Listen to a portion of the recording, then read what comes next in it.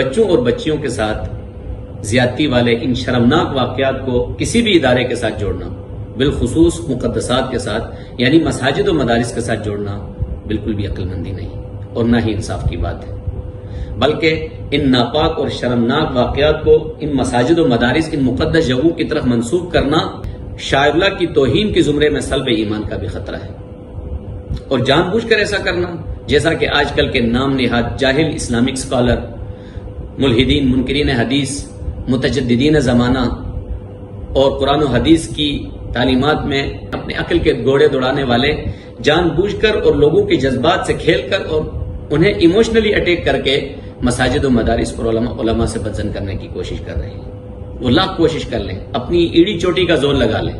وہ اپنی اگلی 7 نسلوں کو اس کام کے لیے وقف کر دیں۔ میں ان سے یہی کہوں گا کہ پھونکوں سے یہ چراغ بجھایا نہ جائے۔ البتہ